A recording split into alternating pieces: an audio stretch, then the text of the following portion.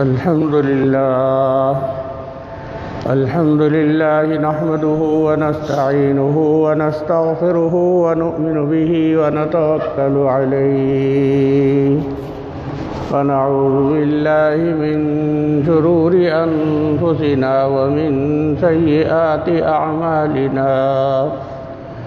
من يهده الله فلا مضل له ومن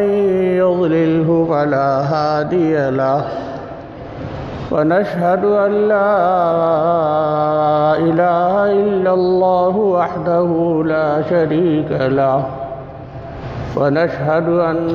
سيدنا ومولانا محمدًا عبده ورسوله صلى الله تعالى عليه وعلى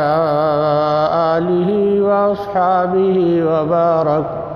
وبارك وسلم تسليما كثيرا أما بعد فأعوذ بالله من الشيطان الرجيم بسم الله الرحمن الرحيم وقل رب أدخلني مدخل صدق وأخرجني مخرج صدق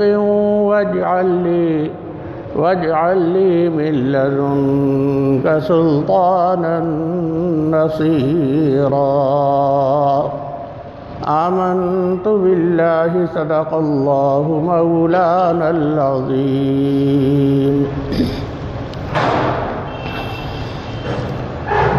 بزرگان محترم و برادران عزیز، گزشتہ جمعے بات چل رہی تھی اللہ کے رسول کی ہجرت پر، اور بات یہاں تک پہنچی تھی کہ آپ قباء تشریف لے گئے، 3 دن قیام فرمایا، مسجد قباء کی تعمیر فرمائی، اور جمعے کے دن آپ مدینہ طیبہ کے لیے روانہ ہوئے۔ آپ صلی اللہ علیہ وسلم کو یہ دعا تعلیم کی گئی تھی کہ جب آپ مدینہ طیبہ پہنچے تو یہ دعا پڑھیں، رب ادخلنی مدخل صدق واخرجنی مخرج صدق واجعل لی من لدنک سلطانا نصیرا۔ چنانچہ آپ نے جمعہ پڑھایا،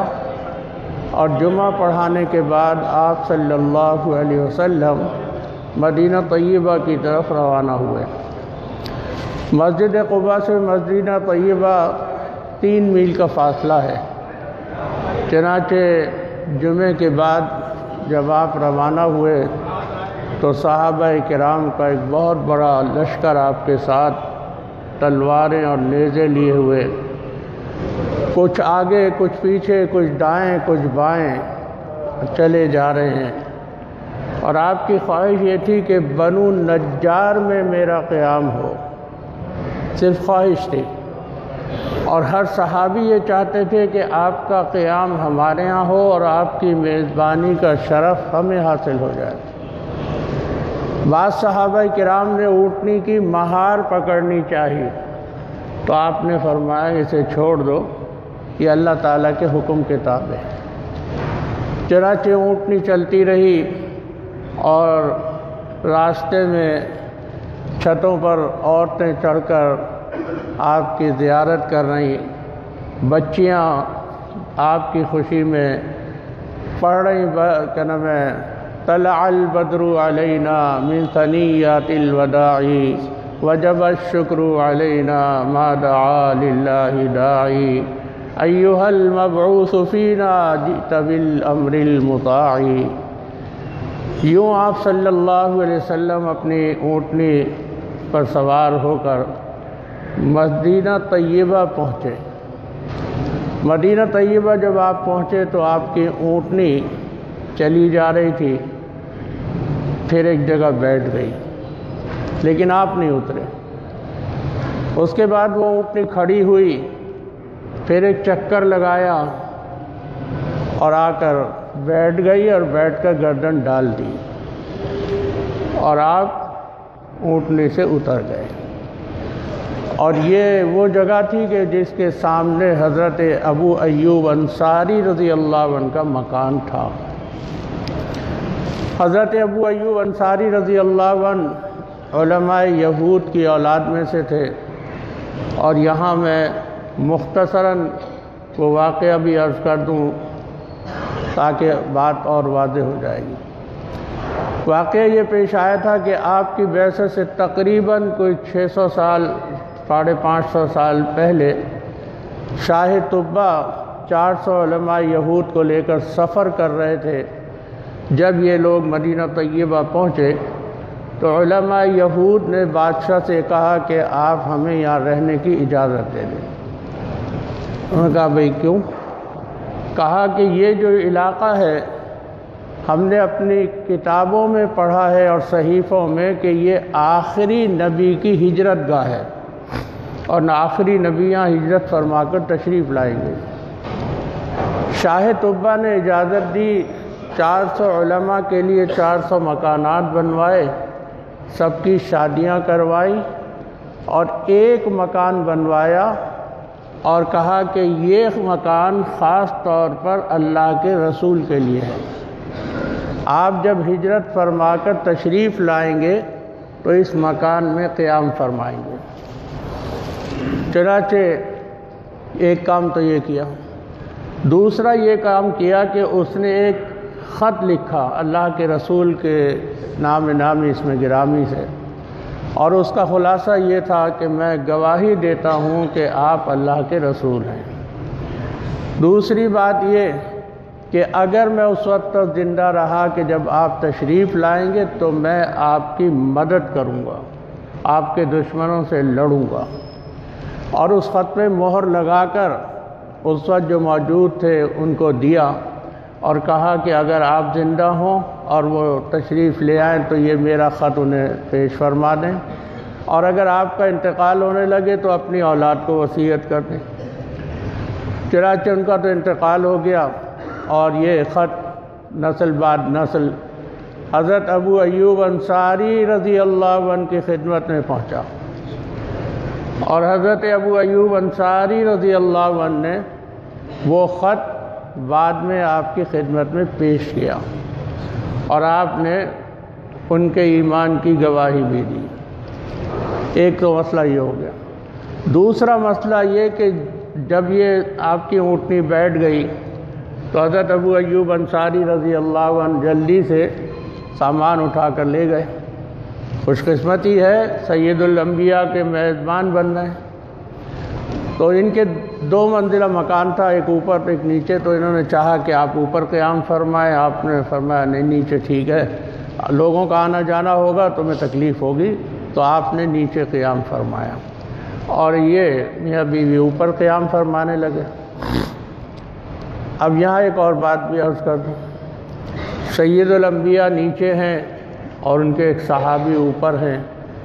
اس پر مجھے اپنے شیخ ثانی حضرت مولانا ابرار الحق صاحب ہردوئی رحمۃ اللہ علیہ کا ایک واقعہ یاد آ گیا۔ حضرت نے فرمایا کہ ایک مرتبہ میں خود یہ بہت بڑے اولیاء اللہ میں سے اور ایک اور بزرگ ایک جگہ جمع ہو گئے، رات کا وقت تھا، کمرے میں ایک ہی پلنگ تھا، اور ایک پلنگ کا مقصد یہ کہ اس پہ 2 آدمی نہیں سو سکتے، بیڈ تو تھا نہیں کہ بڑا ہو پلنگ۔ تو حضرت فرماتے میں نے اصرار کیا آپ اوپر سو جائیں، انہوں نے اصرار کیا آپ اوپر سو جائیں، بہرحال اصرار پہ اصرار کے بعد انہوں نے کہا کہ نہیں آپ ہی اوپر سوئیں گے، میں نیچے سوؤں گا۔ تو اب دیکھیں بڑوں کی بڑی بات ہوتی ہے۔ حضرت فرماتے ہیں کہ جب میں بھی لیٹ گیا اور وہ بھی لیٹ گئے تو میں نے پھر کہا کہ حضرت بات یہ ہے کہ موتی تو گہرائی میں ہی ہوتا ہے، جھاگ اوپر ہوتا ہے۔ یعنی اظہار یہ کیا کہ آپ قیمتی ہیں، موتی ہیں، آپ نیچے ہیں، میں تو جھاگ کی طرح ہوں، اوپر ہوں۔ تو بہرحال اللہ کے رسول نے قیام فرمایا۔ اب یہاں پر ایک بات اور عرض کرتا چلوں، اس لیے کہ علم بھی ہو جائے اور جو جائیں فیضیاب ہو جائے۔ وہ جو اونٹنی بیٹھی پھر اٹھی اور چکر کاٹا اور پھر آ کر بیٹھ گئی، یہ جو جتنا چکر کاٹا تھا یہ ریاض الجنہ بن گیا، جنت کا ٹکڑا۔ جس کے بارے میں اللہ کے رسول نے فرمایا کہ میرے ممبر اور گھر کے درمیان کا حصہ جنت کے باغات میں سے ایک باغ ہے، اور حقیقت یہ ہے کہ جو اس حصے میں چلا گیا وہ جنت میں چلا گیا، حقیقت یہی ہے، اس میں کوئی وہ نہیں ہے۔ اور یہ بھی آتا ہے جس کا مفہوم یہ ہے کہ قیامت میں یہ ٹکڑا یوں کا یوں جنت میں چلا جائے گا کہ آپ کے دولت خانے کے بالکل ساتھ ہے۔ بہرحال آپ کا قیام ہوا، اس کے بعد پھر مختلف حضرات آئے، ملاقات ہوئی، پھر آپ کے دولت خانے کے سامنے کی طرف ایک زمین تھی جسے کہا جاتا تھا مربد، یعنی اس میں کھجوریں سکھائی جاتی تھیں، اور وہ زمین تھی دو نابالغ یتیم بچوں حضرت سہل اور حضرت سہیل رضی اللہ عنہ کی۔ آپ نے فرمایا کہ بھئی اسے خرید لی جائے اور یہاں مسجد تعمیر کی جائے۔ چنانچہ ان کے چچا آئے جو ان کے کفیل تھے، اور انہوں نے کہا کہ حضرت یہ یوں ہی آپ کو ہدیہ ہے۔ آپ نے فرمایا نہیں، قیمتاً خریدوں گا۔ چنانچہ اس کی قیمت 10 دینار طے ہوئی۔ حضرت امیر المومنین حضرت ابوبکر صدیق رضی اللہ عنہ نے وہ 10 دینار انہیں دیے، اور اس کے بعد وہاں سے صفائی کی گئی اور مسجد نبوی صلی اللہ علیہ وسلم کی تعمیر ہوئی۔ چونکہ قبلہ جو تھا اس وقت بیت المقدس تھا، تو مسجد قباء کا قبلہ بھی بیت المقدس کی طرف تھا اور مسجد نبوی کا قبلہ بھی۔ چنانچہ 3 دروازے مسجد نبوی میں رکھے گئے، اور مسجد نبوی کی لمبائی چوڑائی جو ہے، جو کتابوں میں آتی وہ 100 گز تھی۔ ایک دروازہ رکھا گیا بیت المقدس سے بالکل مخالف سمت، جہاں آج محراب النبی ہے صلی اللہ علیہ وسلم، اس طرف ایک دائیں ایک بائیں۔ چنانچہ تقریباً 16 سے 18 مہینے قبلہ بیت المقدس رہا، اس کے بعد پھر تبدیل ہو گیا۔ جب مسجد نبوی کی تعمیر ہوئی تو پہلی اینٹ جو سنگ بنیاد ہمارے یہاں کہلاتی ہے وہ آپ صلی اللہ علیہ وسلم نے اپنے دست مبارک سے رکھی، دوسری حضرت صدیق اکبر رضی اللہ عنہ نے رکھی، تیسری حضرت عمر فاروق رضی اللہ عنہ نے رکھی، چوتھی حضرت عثمان غنی رضی اللہ عنہ نے رکھی، پانچویں حضرت علی کرم اللہ وجہ نے رکھی، اور پھر تعمیر شروع کر دی۔ ایک صحابی ہے حضرت طلق رضی اللہ عنہ، وہ حاضر ہوئے اور کہا کہ میں تعمیر میں شریک ہونا چاہتا ہوں۔ آپ نے فرمایا نہیں، تم گارا اچھا بنانا جانتے ہو، تم گارا بناؤ۔ وہ گارا بناتے رہے اور تعمیر ہوتی رہی۔ اب یہاں 1-2 باتوں پر توجہ دلا دوں، یہ بات میں نے قباء کی تعمیر میں بھی کہی تھی۔ ایک بات تو یہ کہ اللہ کے رسول صلی اللہ علیہ وسلم نے وہ زمین قیمتاً خریدی،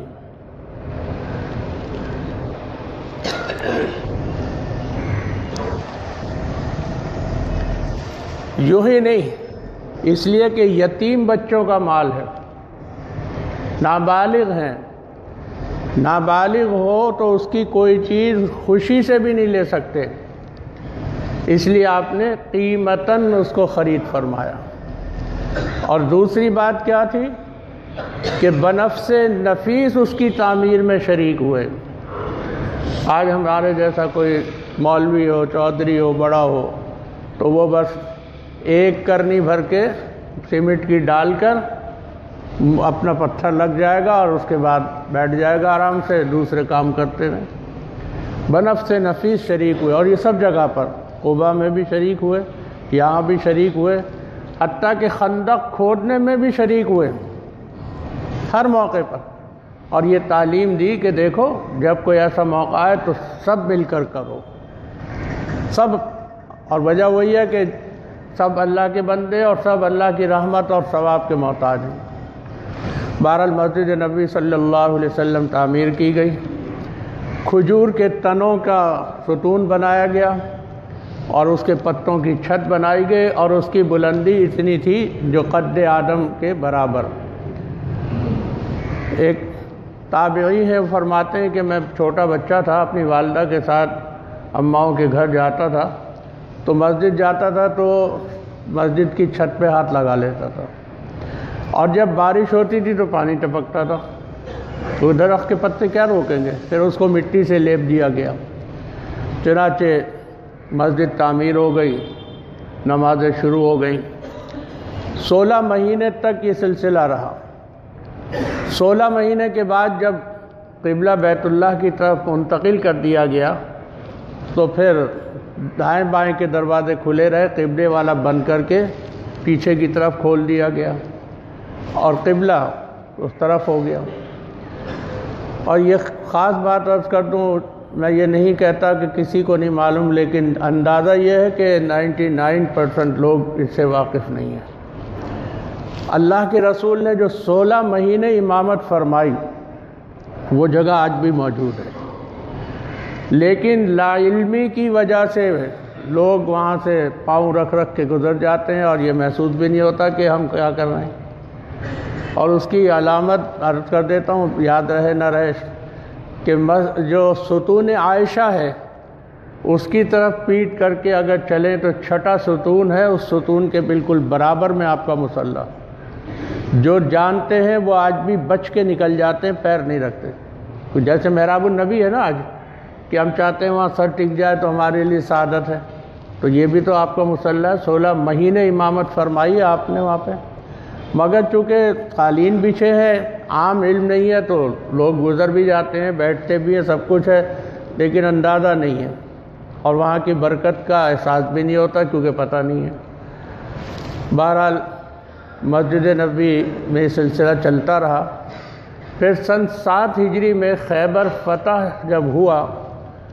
تو مسجد نبوی بوسیدہ ہو گئی تھی، چونکہ کھجور کے شاخیں اور پتے کتنے چلیں گے، تو آپ نے پھر اس کو تعمیر کا ارادہ فرمایا، اور اس کے قریب جو جگہ تھی وہ ایک صحابی کی زمین تھی، ان سے آپ نے فرمایا کہ جنت کے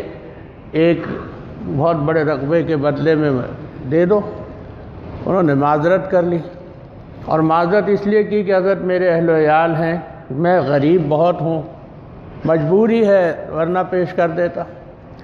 اب یہاں بھی ہمیں ایک سبق ملتا ہے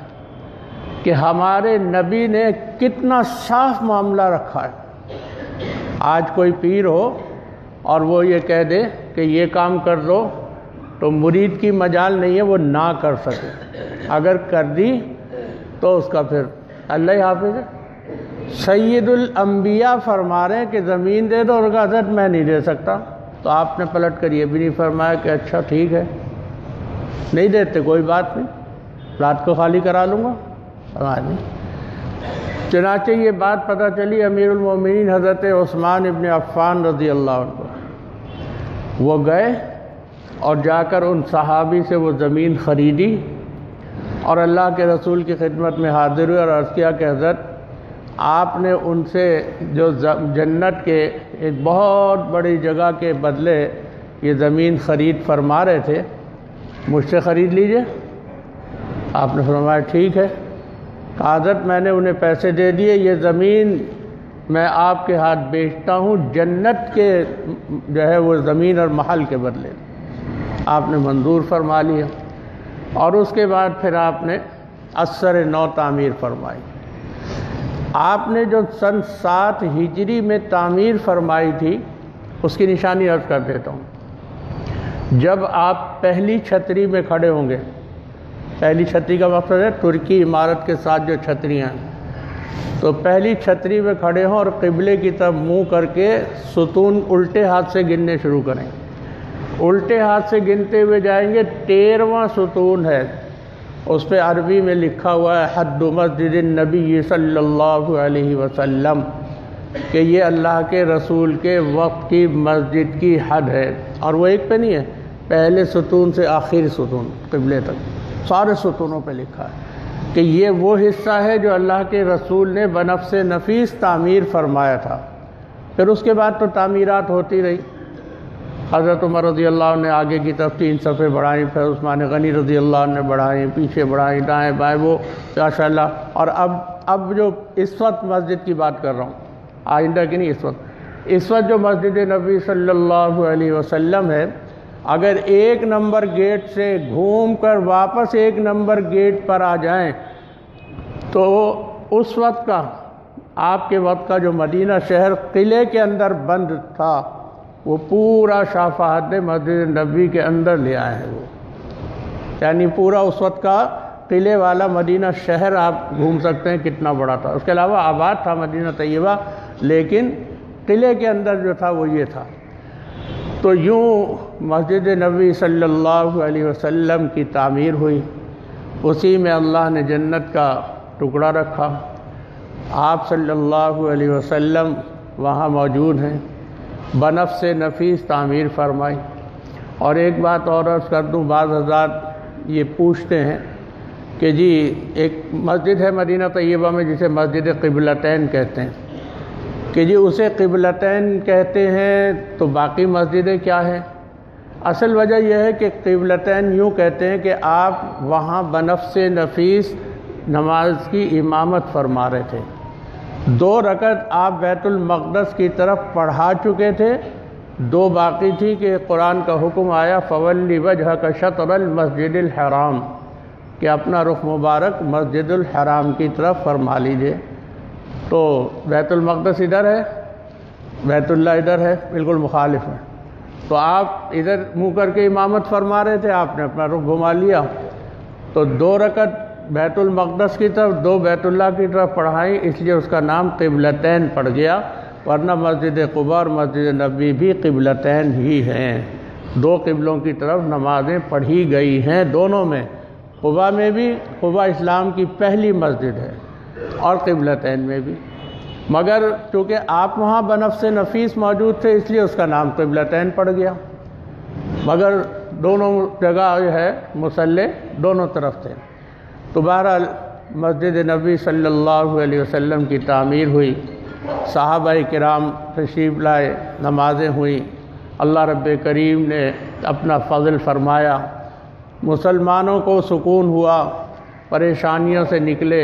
مکہ جو کفار نے تنگ کیا ہوا تھا، کفار مکہ سے نجات ملی، اللہ نے عافیت دی، اور اس کے بعد زندگی پرسکون گزرنے لگی، اور یوں ماہ و سال گزرتے گئے، حتیٰ کہ وہ وقت آیا کہ جنگ بدر واقع ہوئی، اور جنگ بدر بھی بڑی عجیب جنگ ہے، اور اس جنگ کے اندر 5000 فرشتوں نے شرکت کی ہے، قرآن کے اندر ہے، اور وقت ختم ہو رہا ہے، مختصراً اس کے بارے میں عرض کر دیتا ہوں، پھر باقی انشاءاللہ آئندہ، کہ جو صحابہ کرام اس میں شریک ہوئے تھے، 313 صحابہ کرام، وہ تمام صحابہ سے افضل ہیں،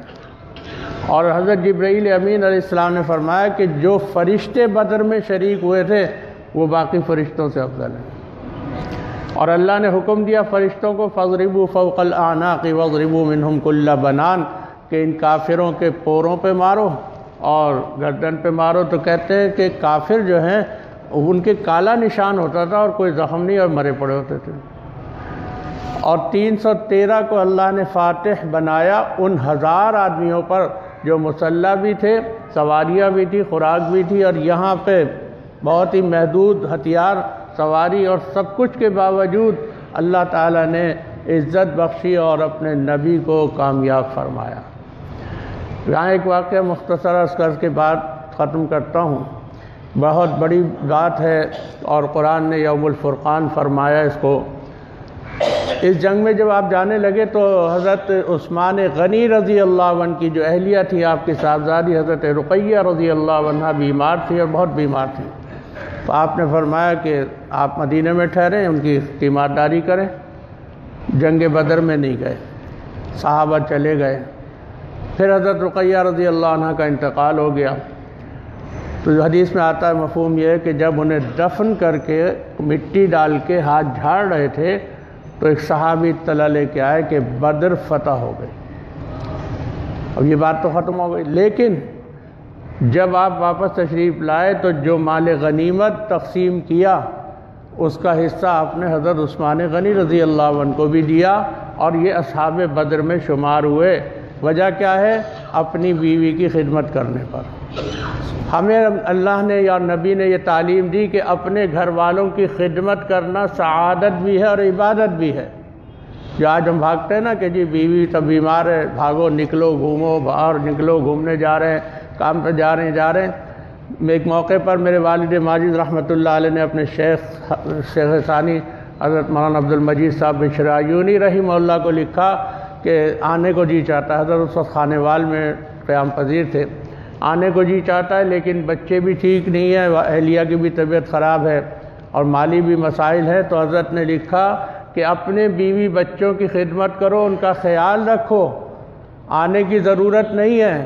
اور یہ جو تم بیوی بچوں کی خدمت کرو گے، خیال رکھو گے، یہ ایسا ثواب ہے جیسے راہ خدا میں پہرا دینے والا ثواب حاصل کرتا ہے۔ تو اس لیے میرے محترم بزرگوں، ہمیں یہ تعلیم دی گئی کہ اپنے گھر والے، ماں باپ ہوں، بیوی بچے ہوں، بہن بھائی ہوں، شوہر ہو، کوئی بھی ہو، ہم اس کی جس طرح خدمت کر سکتے ہیں کریں گے تو انشاءاللہ اجر پائیں گے۔ باقی آئندہ انشاءاللہ عرض کروں گا۔ اللہ جل جلالہ اپنے فضل و کرم اور رحمت سے دین کے مطابق عمل کی توفیق عطا فرمائیں۔ آمین ثم آمین وما علینا الا البلاغ، وآخر دعوانا ان الحمد للہ رب العالمین۔